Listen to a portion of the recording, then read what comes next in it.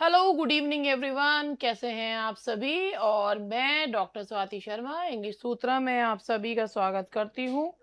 आज मैं आपको विलियम शेक्सपियर के बहुत इंटरेस्टिंग फैक्ट्स जो है वो बनाऊंगी। मास्टर द मास्टर, बहुत ही बढ़िया सा जो है वो इसका लाइन है, ये जो टैगलाइन है मास्टर द मास्टर। आज आप कुछ ऐसा हट के अलग, जैसे आप इसमें मैं आपको दिखाऊं यहाँ पर कि जो विभिन्न जो हिस्टोरियंस हैं, राइटर्स हैं, चाहे डब्ल्यू जे लॉन्ग है, डेविड डेचेस हैं, हडसन है, वो विलियम शेक्सपियर के बारे में क्या कहते हैं उससे संबंधित मैंने एक चीज तैयार करी है। इसके अलावा बहुत हटकर चीज है आज का लेक्चर जो है, अगर आप देखेंगे तो आपको पता चलेगा कि आज का लेक्चर हटके क्यों है। तो क्यों है हटके, चलो मैं आप लोगों को बताती हूँ आज का लेक्चर हटके क्यों है। और ये रहा,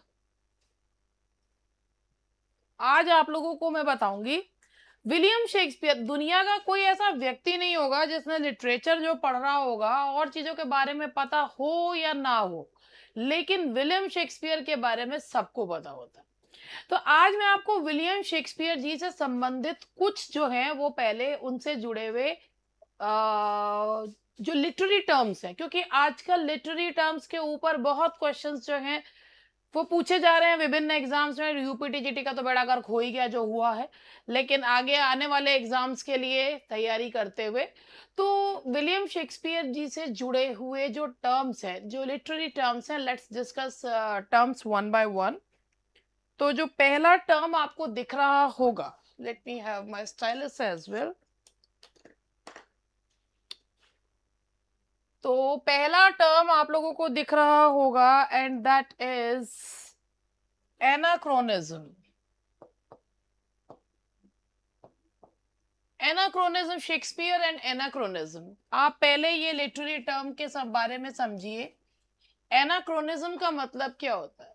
एनाक्रोनिज्म का मतलब होता है कि गलत समय पर मतलब समय से पहले किसी चीज को बता देना, या कोई चीज जो उस समय पे प्रेजेंट नहीं थी उसको दिखा देना। द डिलिबरेट और accidental placement of an object, custom or reference in a time period where it didn't historically exist. So I mean to say, if you show in a novel or in a drama that the people of a prehistoric period are using mobile phones, तो या cell phones, तो वो क्या है, that is anachronism.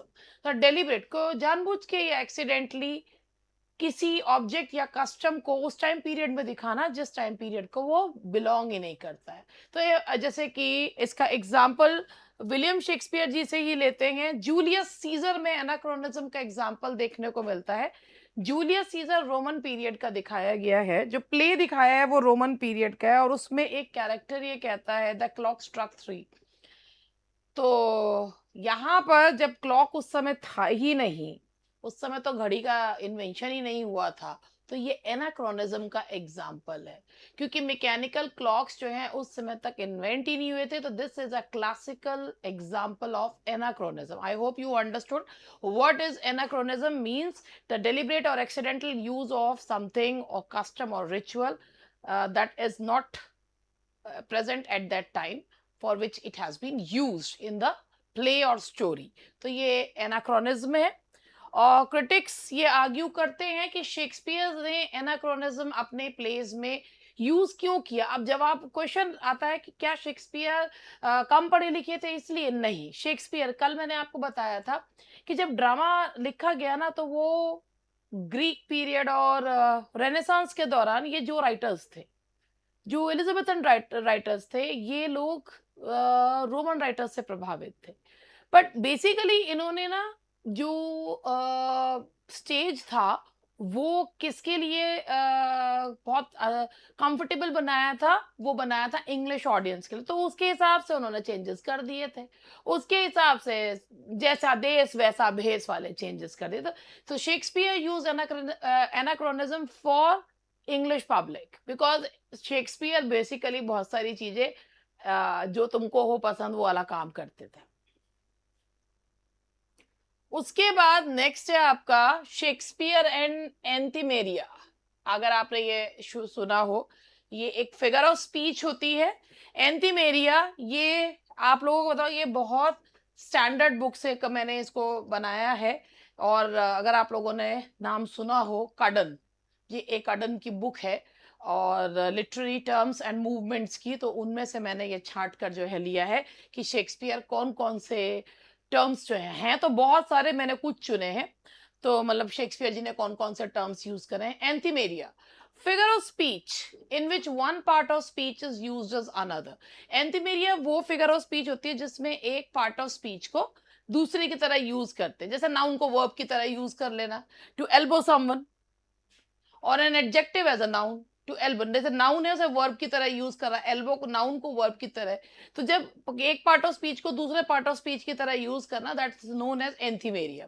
जैसे Shakespeare ने इस तरीके के मॉर्फोलॉजिकल क्रिएटिविटी उन्होंने बहुत यूज करी है, नाउन्स को वो एडजेक्टिव्स में और वर्ब्स, जैसे अगर हम कहते हैं कि telephone me whenever you get time, तो वो क्या है, नाउन को आपने जो है वर्ब की तरह यूज किया है, तो इसे कहते हैं एंथीमेरिया।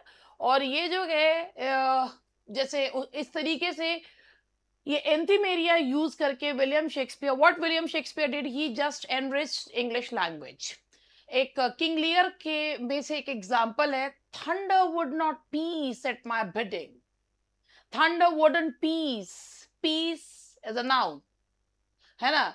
और वो पीस को, thunder wouldn't peace, peace thunder जो है वो शांत नहीं हो जाएगा, पीस शांति एज अ नाउन, यहाँ इसे वर्ब की तरह यूज किया गया है। तो यहाँ ये this is the example of anthimeria. I hope you note something new. और एक ये है यहाँ पर शेक्सपियर एपोक्रिफा। अगर आप लोगों ने एक वर्ड ये सुना हो एपोक्रिफल, एपोक्रिफा, अगर नहीं सुना तो मैं आपको, let me tell you what is the meaning of this word. देखिए, अगर ये पहले मैं आपको ये वर्ड ही बता दूं, मैंने आज कहा था कि जो हटकर जो है वो चीजें मैं आपको बताऊंगी। मैं पहले भी हट के जो है ना वो चीजें बताया करती थी। तो फिर क्या तो हुआ कि लोगों ने मुझे ये कहा, ये सब कहाँ आता है, ये सब कहाँ आता है, उसका हुआ यही, वही सब आ गया। हालांकि ये जो आया है वो,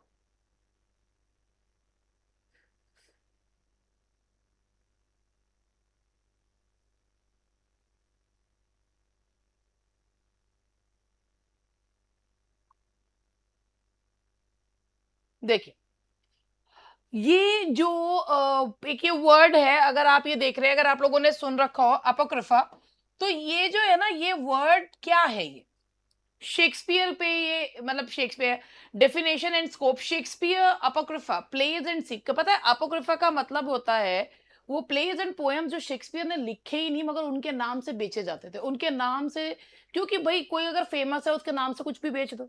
तो शेक्सपियर अपोक्रिफा का मतलब है plays and poem sometimes attributed to Shakespeare but whose authorship is doubtful.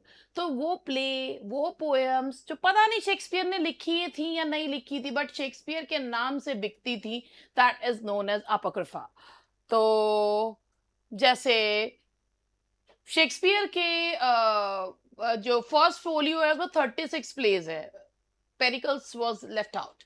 The term apocrypha, ये अपोक्रिफा आया कहां से, it has come from biblical studies, Bible से लिया गया है, जहां पर ये माना जाता है कि जो कुछ टेक्स्ट हैं या कुछ जो पता नहीं किसने लिखे हैं, तो उस वहां से बिब्लिकल जो है वो यूसेज है अपोक्रिफा की, where where the source of the writer is not known, from where or who wrote this wrote the particular text, तो उसे कहते हैं अपोक्रिफा।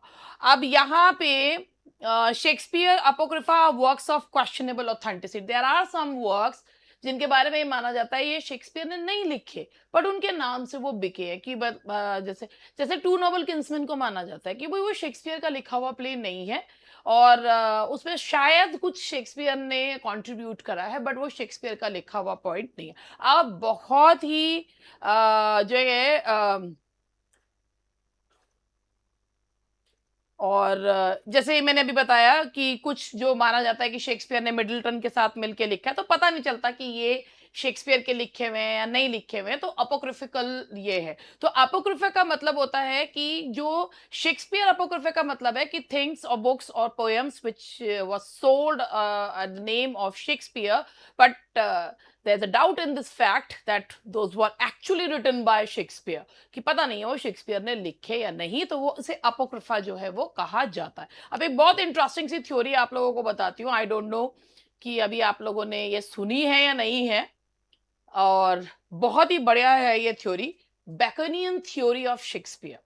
क्या सुना आपने? बेकोनियन थ्योरी, आपने बेकन का नाम सुना होगा और एफरिस्टिक स्टाइल के लिए जाने जाते हैं। क्या है ये बेकोनियन थ्योरी?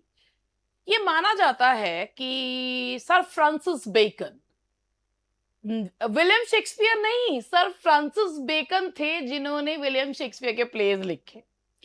बेकोनियन थ्योरी में यह माना जाता है कि it wasn't William Shakespeare who wrote all those plays, मतलब जो वो इतने वंडरफुल प्लेज हैं, और या जो वो इतनी मार्वलस पोएम्स हैं, वो शेक्सपियर के द्वारा कंपोज नहीं की गई हैं। ये माना जाता है कि ये जो भी विलियम शेक्सपियर की जगह ये सारे प्लेज जो हैं वो जो पोएम्स हैं वो बेकन, सर फ्रांसिस बेकन के द्वारा लिखे गए। और पता है इसे मानने का क्या था? ऐसे ही मान लो जैसे कि मैं कुछ पढ़ा रही हूँ और कोई मान ले, अरे मैडम को कहाँ इतनी अकल है, दूसरों को ज्यादा अकल है, या मैडम उनका चुरा के पढ़ा रही होंगी, ये इतनी पढ़ी लिखी कहाँ है।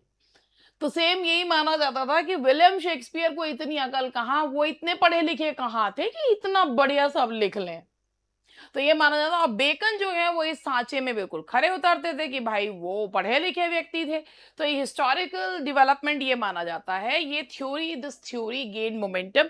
इस थ्योरी को, इसकी ड्राइविंग फोर्स हम मान सकते हैं 19th सेंचुरी में, जब राइटर डेलिया बेकन और विलियम स्मिथ ने ये आर्ग्यू किया कि बेकन जी ने प्लेज लिखे हैं, क्योंकि जो फिलोसॉफिकल आइडियाज है ना, ये फिलोसॉफिकल आइडियाज भाई साहब शेक्सपियर को नहीं आ सकते, वो कम पढ़े लिखे आदमी थे। तो हालांकि Baconians often cite Bacon's education and status versus Shakespeare's modest background.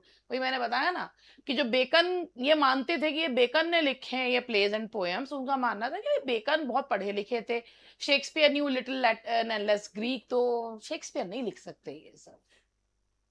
तो ये that was cryptographic and numerological readings to find Bacon's name and clues in the folio. तो उन्होंने बहुत कोशिश करी, कहीं तो मिल जाए, बेकन का नाम मिल जाए, कहीं कुछ तो मिल जाए, बट ऐसा हो ना सका। अब नेक्स्ट में आपको तो बताइए, यहाँ तक ये जितनी मैंने टर्म्स ली, ये कुछ ही टर्म्स थी, जैसे अभी जो मैंने जो थोड़ी बहुत ही टर्म्स थी, अभी मैं इसके साथ और भी चीजें आपको बता रही हूँ अभी। तो एक एक करके हम टर्म्स जो हैं, सबसे पहले जो मैंने टर्म ली थी दैट वाज एनाक्रोनिज्म, फिर एंथीमेरिया। एनाक्रोनिज्म यानी कि समय के अनुरूप किसी चीज को प्रस्तुत ना करना। उसके बाद था एंथीमेरिया, यानी कि पार्ट ऑफ स्पीच, एक पार्ट ऑफ स्पीच की जगह दूसरे पार्ट ऑफ स्पीच को यूज करना, यानी कि वर्ब की जगह नाउन, नाउन की जगह वर्ब। तीसरा था एपोक्रिफा, कि जो चीजें शेक्सपियर के नाम पर कही जा रही हैं, जरूरी नहीं है कि वो शेक्सपियर ने ही लिखी थी। एक एपोक्रिफा और एक सोचिए बेकोनियन थ्योरी। एपोक्रिफा में शेक्सपियर के नाम पे वो चीजें बेच दी गई जो शेक्सपियर ने लिखी भी नहीं, और बेकोनियन थ्योरी में क्या कहा जाता है कि जो शेक्सपियर ने लिखा वो बेकन के नाम पर रख दिया। ना ना ना, शेक्सपियर जी तो लिख ही नहीं सकते, ना ना, इतनी अकल नहीं हो सकती शेक्सपियर को, ना ही भाई, नहीं नहीं, ना मुन्ना ना। तो ये अब आपका नेक्स्ट आता है एपिफोनिमिया। अगर आपने ये नाम सुना हो, इसे एपिफोनीम भी बोला जाता है, एपिफनीम जो बोलते हैं। अभी क्या होता है, अगर आपने नाम सुना हो, ये क्या है? कुछ लोग बहुत पढ़े लिखे हैं, उन्होंने सारे नाम सुन रखे होते हैं, बाकी मेरे जैसे अनपढ़ गंवार लोग जो होते हैं उन्होंने पहली बार पढ़े होते हैं। तो ये जो होते हैं एपिफनीम या एपिफनिमिया जो है, ये एक ब्रीफ सेंटेंशियस कमेंट और एक्सक्लेमेशन होता है। एक छोटा सा कमेंट होता है या एक्सक्लेमेशन होता है जो स्पीकर या ऑथर के द्वारा बाद में ऐड किया जाता है किसी स्पीच को खत्म करने के लिए। एसेंशियली या नोमिक मॉरल टैग, बेसिकली किसी बात की मतलब किसी बात को किसी मॉरल पे खत्म करने के लिए, अंत भला सो सब भला, ऐसे। In relation to Shakespeare, Shakespeare's plays and, Shakespeare के कई प्लेज में जो अंत होता है उसमें जो स्पीचेस होती है वो किसी ना किसी एफरिस्टिक, किसी प्रोवर्ब पे खत्म होती, जो एपिफेनेमिकली होती हैं, जिसमें मॉरलाइज करते हैं, जैसे रोमियो एंड जूलियट, और नोमिक कमेंट्स बाय होरेशियो और द ड्यूक। तो ये जो है ना, ये आप ये मान के चलिए कि ये जो है, अभी मेरे को यहाँ से आना था, यहाँ से अब शुरू हो, अब शेक्सपियर की बायोग्राफी शुरू होगी। उससे पहले मैं आपको एक एग्जांपल बताऊं। इसका एग्जांपल है,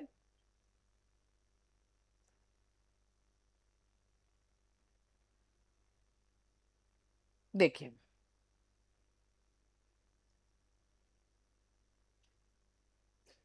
अगर आप यहाँ पर ये देखते हैं, एक हैमलेट का नोमिक कमेंट है, my words fly up, my thoughts remain below, words without thoughts never to heaven गो।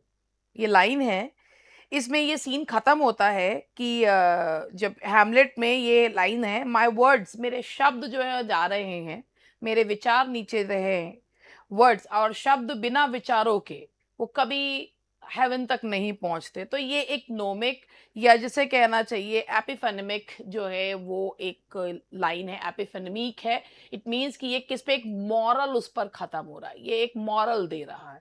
तो जैसे jealousy is the green eyed monster my lord, आजकल ये बहुत सारी चीजें प्रोवर्ब की तरह यूज होती है, I must cruel to be kind. ये जो है ये एपिफेनेमिक होते हैं, जिसमें एक मॉरल जो है वो दिया जाता है। तो आई होप कि यहाँ तक आपको चीजें जो है वो समझ में अच्छे से आई होंगी, और ये हुआ होगा कि हाँ भाई, ये कुछ हमने नई टर्म्स जो है वो सीखी है। तो अगर आपको ऐसे ही नई चीजें सीखनी है, आपको ऐसे को करवाना तो पड़ेगा, आउट ऑफ द बॉक्स चीजें सोचनी भी पड़ेंगी, करनी भी पड़ेंगी, और बहुत कुछ करना पड़ेगा। तो उसके लिए इंग्लिश सूत्र में एडमिशन भी लेना पड़ेगा। देखो यूट्यूब अलग होता है, और भाई यूट्यूब पर मैं जितना करवा सकती हूँ उतना करवाती हूँ, उसमें तो भाई 3-4 घंटे क्लास जो चलेगी वो अलग होगा। तो उसमें ग्रामर भी है और लिटरेचर भी है। तो अगर मैंने आपसे बाबा कहा है, पहले इस्तेमाल करें फिर विश्वास करें। कुछ क्लासेस मैंने जो है वो कंटेंट में 10 क्लासेस खोल रखी हैं, वो पूरा पूरा लेक्चर कवर करती हुई है। तो वो आप मतलब पूरा टॉपिक कवर करते हो, वो आप देख सकते हैं। और ये भी मैं आपको बता देती हूँ कि भाई हाँ, बैच लॉन्च तो हो गया था, शुरुआत तो जो है 7 जुलाई से स्टार्ट जो है वो होगा।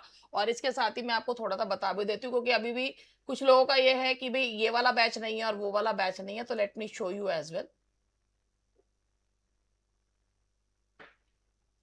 तो थोड़ा सा ऐड कर लूं, आप स्किप कर देना, मन ना हो आपका देखने का।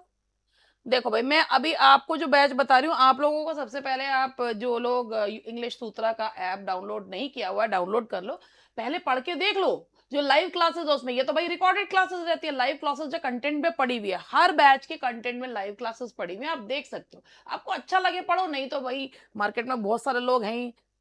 और ये, हाँ, देखो, ये हमारे बैच का नाम है विजयी भाव, ब्लेसिंग्स ईश्वर की तरफ से।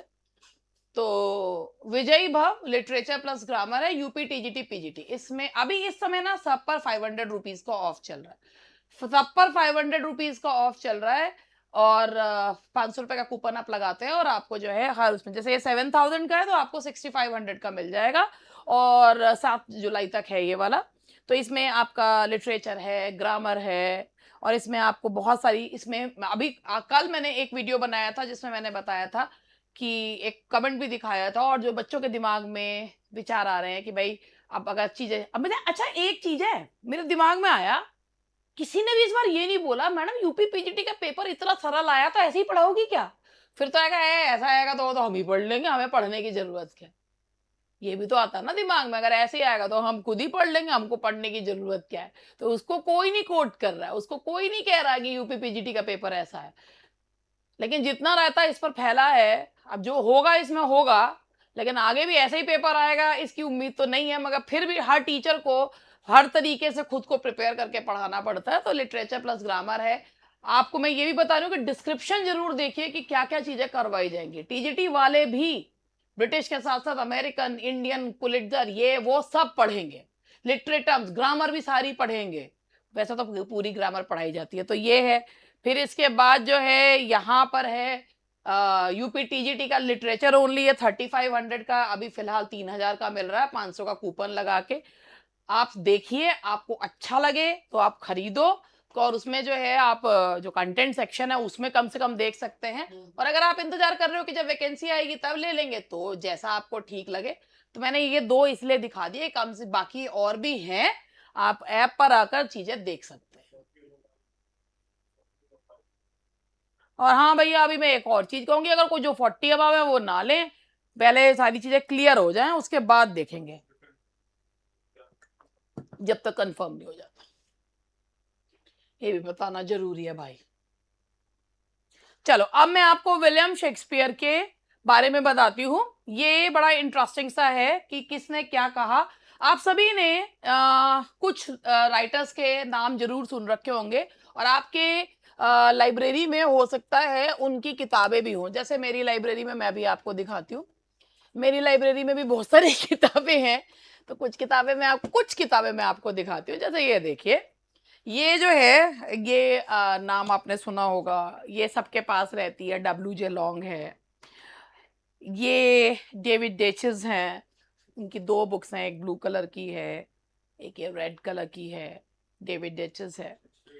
और एक ये इंग्लिश लिटरेचर इन कॉन्टेक्स्ट है, ये पॉल पोप्लंस्की की है। ये बहुत अच्छी किताब है ये वाली भी, पर थोड़ा लेवल जो है उसका अच्छा है। तो ये जो किताबें हैं, इन किताबों को जो पढ़ते हैं उन्हें तो पता रहता ही है। बात यह है, कुछ लोगों को लगता है केवल वही पढ़ते हैं, बाकी लोगों के पास कुछ नहीं होता है। ऐसी बात नहीं है, हम भी पढ़ लेते हैं। और एक ये देखिए, विलियम शेक्सपियर की ये पूरी एक ही अलग ही किताब है अपने आप में, ये वाली। तो मैं अब आप लोगों को यहाँ से, अब मैं क्यों दिखा रही थी, क्योंकि इन्हीं किताबों में से कोट करके, इन्हीं किताबों में से लेकर एक आर्टिकल सा मैंने जो है एक बनाया है, तो आपको पढ़ाने के लिए जो इंटरेस्टिंग लगे। William Shakespeare is universally acknowledged as the greatest dramatist. आप सबको पता है, सभी को पता है कि विलियम शेक्सपियर जो है वो बहुत ही ज्यादा एक महान जो है वो ड्रामेटिस्ट है। हालांकि उनके कम पढ़े लिखे होने की वजह से उनको लोग तब उनके समय में बहुत क्रिटिसाइज करते थे, आज वही लोग उनके नाम से जाने जाते हैं, है ना। अब बदनाम होंगे तो क्या नाम ना होगा। और जो है हिज जीनियस, उनका जीनियस केवल इसमें नहीं है कि उन्होंने मेमोरेबल स्टोरीज लिखी, टाइमलेस ह्यूमन नेचर बताई। हर जनरेशन जो है ना कुछ नया ढूंढती है। वो जो उन्होंने इमोशंस दिए हैं, वो ऐसा लगता है कि 16वीं सेंचुरी से लेकर आज तक ये बात तो सही है। Political struggle, psychological complexity, he showed everything. He is a poet of nature, human nature. अब देखिए, यहां पे आया, हमने कोट किया विलियम जे लॉन्ग शेक्सपियर के प्लेस के बारे में क्या कहते हैं। जैसे कभी कभी कोट्स आ जाते हैं। According to William J Long, Shakespeare's plays are the most impersonal in all literature. अगर आप इस कोट को समझो कि शेक्सपियर के प्लेज सबसे ज्यादा इम्पर्सनल होते हैं, इसका मतलब पता है क्या है। जैसे जॉन कीट्स ने, हम इसको एक चीज को मिक्स करते हैं। जॉन कीट्स ने जो कहा है ना कि विलियम शेक्सपियर वो व्यक्ति हैं, वो खुद एक अपने उसमें एक जॉन कीट्स का ने जो कॉन्सेप्ट दिया है कि भाई, उन्होंने ये कहा कि जो नेगेटिव कैपेबिलिटी का कॉन्सेप्ट दिया जॉन कीट्स ने, तो ये नेगेटिव कैपेबिलिटी से बहुत लोग ये समझ लेते हैं कुछ नेगेटिव नहीं। नेगेटिव कैपेबिलिटी का उन्होंने कॉन्सेप्ट दिया कि जब जो भी आप चीज पढ़ रहे हो ना, उसमें आपको वो राइटर नहीं दिखता, वो कैरेक्टर जीवंत हो जाता है। That's negative capability. Willing suspension of disbelief, जो कि कॉलरेज ने दिया कि whatever the writer is trying to portray or trying to make others believe, and people start believing over that thing, willing suspension, negative capability. तो William J long ने कहा Shakespeare जो है ना मोस्ट इम्पर्सनल है, यानी कि शेक्सपियर के प्लेज में कहीं से कहीं तक उनकी पर्सनैलिटी नहीं दिखती। ऐसा नहीं लगता कि बंदा खुद को बता रहा है। जैसे अगर आप विलियम वर्ड्सवर्थ पढ़ेंगे तो ईगोटिस्टिकल सबलाइम कीट्स ने यूं ही नहीं कहा उन्हें। वो कहते हैं हर पोएम में तो बंदा खुद पहुंच जाता है। तो वो जो है ना egotistical sublime, he talks about himself.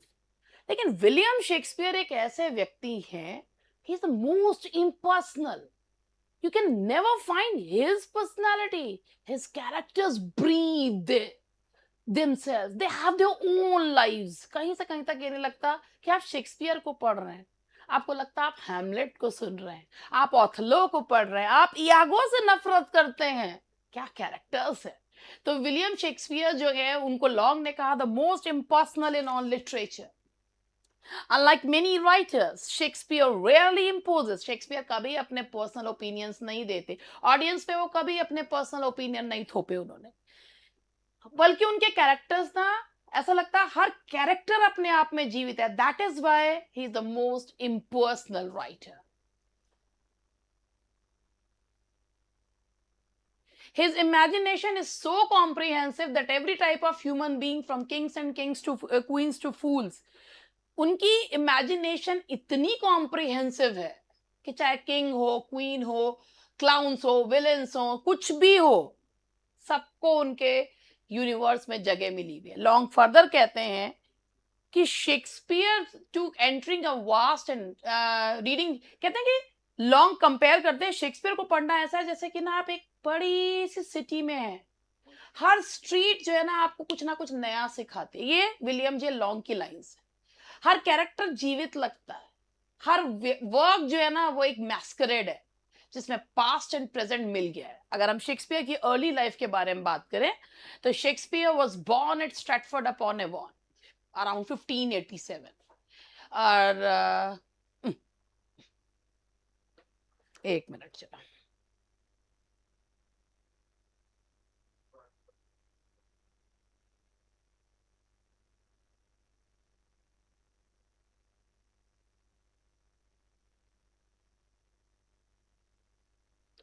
यहाँ पर ये इसमें यहाँ गलत हो गया है, वही मैं देख रही थी ये कैसे आ गया यहाँ पर। और एक्चुअली वैसे ना उनकी जो है, मैंने इसमें चेक करा, मैंने कहा अरे यार ये कहाँ से हो गया, ये चेक करिए लाइन जो है यहाँ पर, इसको थोड़ा सा चेंज करते हैं। ये स्ट्रैटफोर्ड अपॉन एवॉन में है 1564 का, पता नहीं 1587 कैसे बन गया ये, मगर हो गया गड़बड़। 1564 है, 1564, या तो ये कुछ उसमें गड़बड़ हुई। शेक्सपियर जो है वो स्ट्रैटफोर्ड अपॉन एवॉन में 1564, पता है उनकी ना ये जो डेट है ये पूरी तरीके से नहीं पता, ये उनका वही उनका जो बैप्टिज्म हुआ था।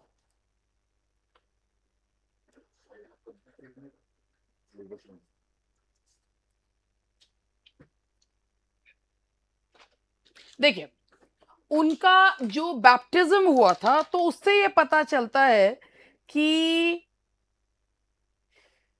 वो मतलब इस समय पे पैदा हुए थे। एक्चुअली ये क्या हुआ कि ये दो लाइंस ना मिल गई हैं। ये था कि around the year 1587 Shakespeare left his, वही मैं चेक करिए लाइन मिली कैसे। Around the year 1587 Shakespeare left his family and went to London and joined himself to Burbage company of players. तो ये है यहाँ पे, ये यही था शेक्सपियर, यही यहाँ, अरे यार ये मैंने गड़बड़ कर दी है, ये यहाँ पे Shakespeare was born at Stratford upon Avon, मेरा खुद का दिमाग खराब हो गया। शेक्सपियर वॉज बॉर्न एट जो है स्ट्रैटफोर्ड अपॉन एवॉन में पैदा हुए थे, और मैंने देखो फुल स्टॉप नहीं देखी है, अराउंड 1587। 1587 में उन्होंने अपने परिवार को छोड़ा, ये सही लिखा हुआ है, मैंने जो है दो चीजें मिक्स कर दी। देख रहे हो तुम, गर्मी जो है ज्यादा मेरी खोपड़ी पे चढ़ गई है ना भाई, क्या कर सकते हैं। दो लाइन नहीं मिली है भाई साहब, मेरा दिमाग चल गया है। ठीक है, शेक्सपियर का जन्म तो 1564 में था, 1587 में उन्होंने अपने परिवार को छोड़ा और लंदन जाकर उन्होंने बर्बेज कंपनी ऑफ प्लेयर्स, ये बिल्कुल सही लिखा है, बर्बेज कंपनी ऑफ प्लेयर्स जो है वो ज्वाइन किया। ये सब जो है ना, ये जो लाइन है, ये जो मैं आपको बता रही हूँ, ये लाइन जो ली गई है, ये एग्जैक्टली जो लाइन्स है ना, ये विलियम जे लॉन्ग की है, विलियम जे लॉन्ग की बुक में से ही कोट की हुई है। तो उसमें से तो गड़बड़ होने का मतलब ही नहीं था, भगवान जाने क्यों मैंने ज्यादा होशियार बन गई मैं अपने आप को। ठीक है, तो ये जो है, और beginning as an actor he gradually became, शुरुआत बिगनिंग एज एन एक्टर, हालांकि शुरुआत में जाते ही उनको जो है ऐसा नहीं है कि उनको एक्टर का काम मिल गया था, ही ग्रेजुअली बिकेम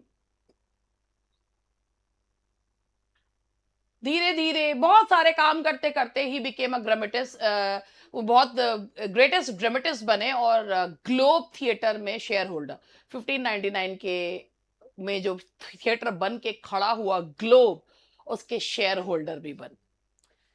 हालांकि उनकी लाइफ के ना बहुत ज्यादा लोगों को पता नहीं चलता कि शेक्सपियर, मतलब कई लोग ये मानते हैं कि विलियम शेक्सपियर रियलिटी में थे भी, क्या मार्लो ने उनके लिए प्ले लिखे, कुछ लोग तो ये भी कहते हैं कि मार्लो ने उनके लिए प्ले लिखे। अब अभी बेकोनियन थ्योरी मैंने आपको बताई। तो लेकिन जितने भी समय वो रहे, उनके खुद की लाइफ के बारे में ना पता चलते हुए भी ही इज अनपैरेलल्ड। और विलियम शेक्सपियर के ड्रामेटिक करियर को डब्ल्यू जे लॉन्ग ने 4 भाग में डिवाइड करा है। सबसे पहला पीरियड ऑफ अर्ली एक्सपेरिमेंट, ये भी डब्ल्यू जे लॉन्ग ने उनके करियर को 4 पार्ट्स में डिवाइड करा है। पीरियड ऑफ अर्ली एक्सपेरिमेंट, इसमें उन्होंने बताया, उन्होंने ना शुरुआत में हिस्ट्री प्लेज लिखे, क्रॉनिकल प्लेज से हिस्ट्री प्लेज लिखे, कॉमेडीज लिखी। इस समय शेक्सपियर एक्सपेरिमेंट कर रहे थे। अरे भैया, जब कोई भी व्यक्ति शुरू शुरू में आता है तो वो एक्सपेरिमेंट ही करता, कभी कुछ पढ़ा ले कभी कुछ पढ़ा ले, ये मैं पर्सनल हो गई, कभी कुछ कर ले कभी कुछ कर ले। तो ये जो है, शेक्सपियर ने पहले हिस्ट्रीज लिखी, हिस्टोरिकल प्लेस शेक्सपियर ने पहले लिखी, कॉमेडीज लिखी। इस समय वो बेसिकली एक्सपेरिमेंट कर रहे थे अपनी ड्रामेटिक टेक्निक्स के साथ, इसलिए उनके शुरुआत के प्लेस इमेच्योर भी लगते हैं।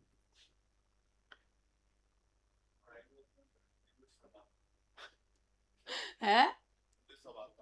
मुझे कहाँ आता सब, मेरे को सब नहीं आता भैया। मैं तो एक फिलॉसफी मुझे बहुत अच्छी लगती है, स्टे हंग्री स्टे फूलिश। और आप सभी को पता ही होगा ये फिलॉसफी जो है वो किसने दी है। कौन? कौन? बताइए। एप्पल के फाउंडर ने दी है, stay hungry stay foolish. Then on Steve Jobs, then only you will be able to learn something and then you will be able to put something down your throat. देखिए, इस समय में character influence of Marlowe and Seneca. वैसे भी मैंने आपको बताया था कि William Shakespeare whoever loved that love not at first sight, ये लाइन क्रिस्टोफर मार्लो की पोएम की है। विलियम शेक्सपियर ने सेम लाइन कोट करके डेड शेफर्ड कहकर उनको श्रद्धांजलि दी है, क्रिस्टोफर मार्लो। तो विलियम शेक्सपियर के ऊपर मार्लो का जो है, और सेनेका, मैंने बताया ही था कल आपको कि ये जितने भी एलिजाबेथन राइटर्स थे, they were influenced by the Roman writers.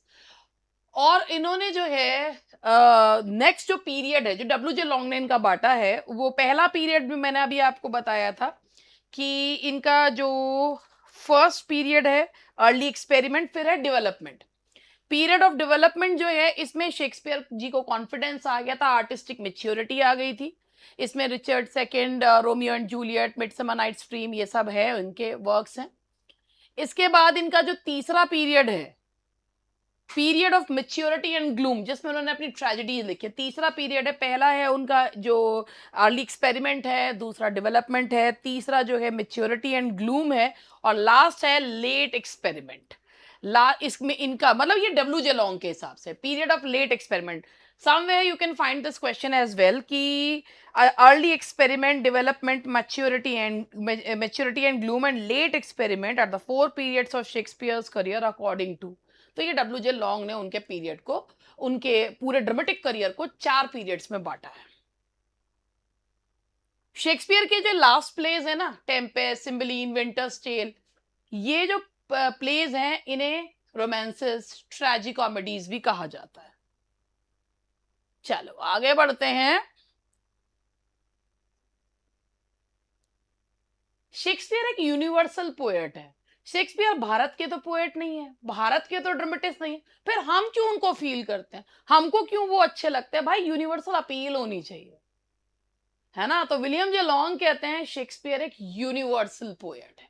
Shakespeare is a universal poet, his greatness rest upon complete. वो ना ह्यूमन नेचर को बहुत बारीकी से समझते थे, इंसान कब किस परिस्थिति में कैसा जो है बिहेव करता है, और उसी हिसाब से उन्होंने अपने कैरेक्टर्स गढ़े। इसलिए हर कैरेक्टर, जब आप बात करते हैं ना, तो आप ये नहीं कहते शेक्सपियर्स कैरेक्टर्स, आप बात करते हैं हैमलेट, ऑथलो। इसीलिए शेक्सपियर एक यूनिवर्सल पोएट है। और डब्ल्यू जे लॉन्ग जो है ना, वो उनके लिए एक ये इन्होंने कोट करा है, in a word he is the universal poet. वो यूनिवर्सल पोएट। और कौन कहते हैं? डब्ल्यू जे लॉन्ग कहते हैं कि उनकी जो वर्क है ना, मतलब उनके एक एक वर्क को पढ़ के ऐसा लगता है as if you have entered in a vast city and with every street you discover something new, you discover new characteristic of human nature. तो ये जो चीज है ना, ये डब्ल्यू जे लॉन्ग ने कहा है। And जो शेक्सपियर को पढ़े और उनसे प्यार ना करे, ऐसा तो होता ही नहीं है। Unlike many writers who portray only one section of society, Shakespeare ने ना ह्यूमैनिटी का पूरा स्पेक्ट्रम को दिखाया है। And that is why he is called the universal poet. अगर हम शेक्सपियर के हिस्टोरिकल प्लेस की बात करें, अब डेविड डेचस जिनकी किताबें मैंने आपको दिखाई, ये किताबें बस देखने में मोटी हैं मगर बहुत अच्छी। डेविड डेचस की ना जो लिखने का तरीका बड़ा स्मूथ है। डेविड डेचस जो है, उन्होंने history plays as much more the, वो कहते हैं ना, ऐसा लगता है कि राजाओं की क्रॉनिकल्स, राजाओं की कथा लिखी है। और भाई लिखना जरूरी भी था। अब जिसके समय में आप लिख रहे हो, एलिजाबेथ, क्वीन एलिजाबेथ के समय में, तो उनके पूर्वजों के बारे में, उनके पिताजी के बारे में नहीं लिखोगे क्या? उनको खुश नहीं करोगे क्या? तो रिचर्ड सेकंड, डेविड डेचस के अकॉर्डिंग, रिचर्ड सेकंड एक बहुत कमजोर राजा था। रिचर्ड सेकंड एक बहुत कॉम्प्लेक्स प्ले है। इट रिफ्लेक्ट्स द एलिजाबेथन, ये डेविड डेचस की लाइन है, it reflects the Elizabethan interpretation, कि एलिजाबेथन नजरिए से मिडिल एजेस को दिखाया है। Henry fourth part is first and second. David Daiches कहते हैं कि ये प्लेज में ना हिस्ट्री और कॉमेडी, इस ये वो प्ले है जिसमें शेक्सपियर का इमोर्टल कैरेक्टर है, जो उन्होंने जो है क्वीन एलिजाबेथ के कहने पर उन्होंने कहा था, I want to see Falstaff in love. तब उन्होंने जो है मेरी वाइफ्स ऑफ विंसर लिखा था। तो इसमें उनका इमोर्टल कैरेक्टर है, that is John Falstaff. The serious conflict between king Henry and the rebels run parallel. Falstaff जो है ना, उनके शेक्सपियर का बहुत ही ज्यादा एक ऐसा अनपैरेलल्ड कैरेक्टर है कि आप उनको पसंद नहीं भी करते and you fall in love with him.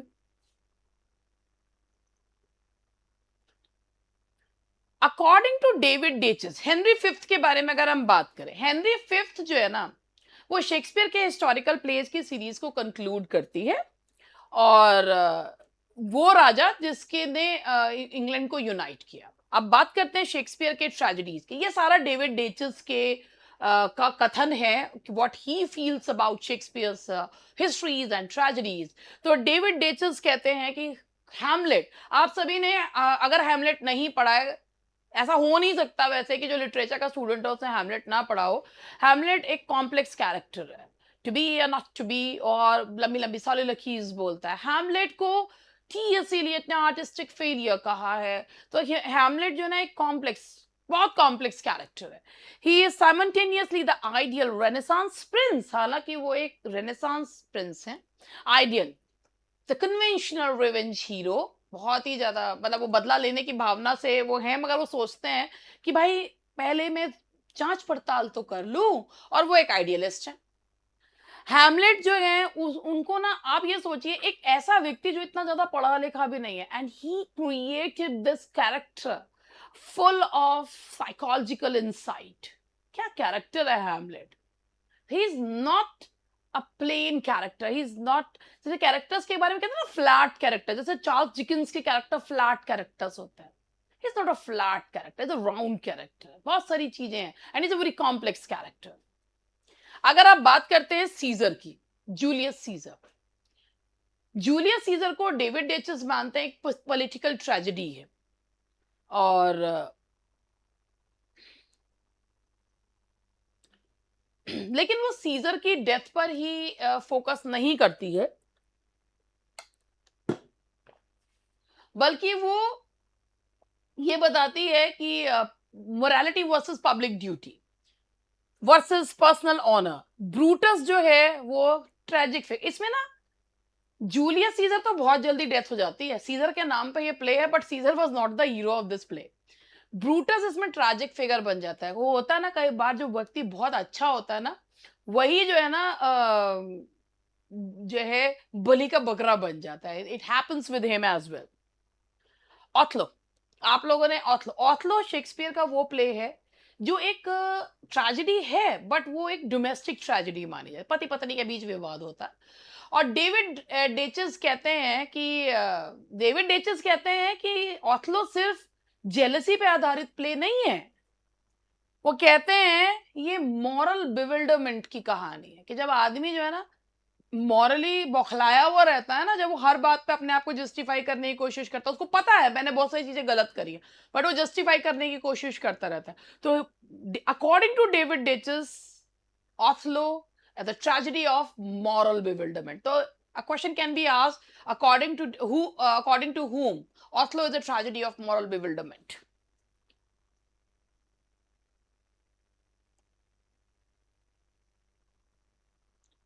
देखिए, Othello cannot reconcile his faith in Desdemona with the apparent evidence of her betrayal. Othello जो सफर करता है ना, वो जेलसी की वजह से नहीं, बल्कि उसका जो एक मॉरल यूनिवर्स जो कोलैप्स हो जाता है ना, उस वजह से। तो आगे भी जो है, अब इसके बारे में अगर मैं आपको इनके वर्क्स, इनके प्लेस के बारे में आपको और बताऊं, अब जो इसमें और इम्पोर्टेंट चीज होगी वो देखूंगी मैं पहले, और क्या क्या है इसमें। विलियम शेक्सपियर का टॉपिक तो बहुत ही इंटरेस्टिंग टॉपिक है।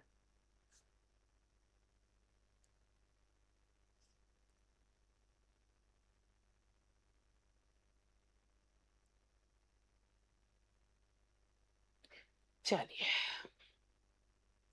अब मैं आपको एक चीज यहां पर ये बताना चाहूंगी।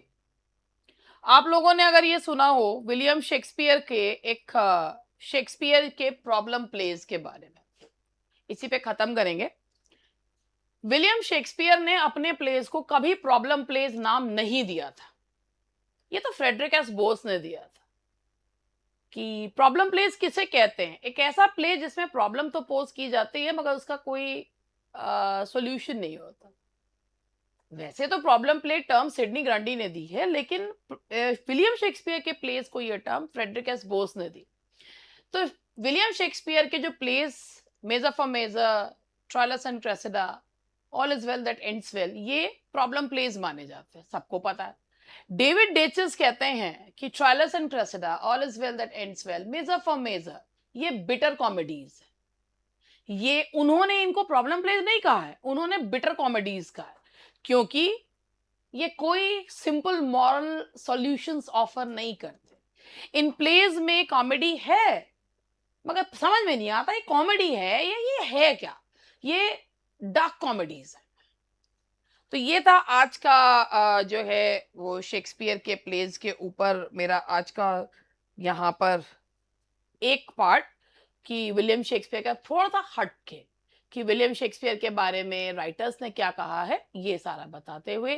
विलियम शेक्सपियर से संबंधित टर्म्स हैं, तो ये भी चीजें पता होनी चाहिए, वरना कभी भी विलियम शेक्सपियर का जन्म और उनकी मृत्यु वो बदल तो जाना नहीं है, लेकिन चीजें जो है कुछ अलग होती है तो अच्छी लगती हैं पढ़ने में। That's all for today, bye bye.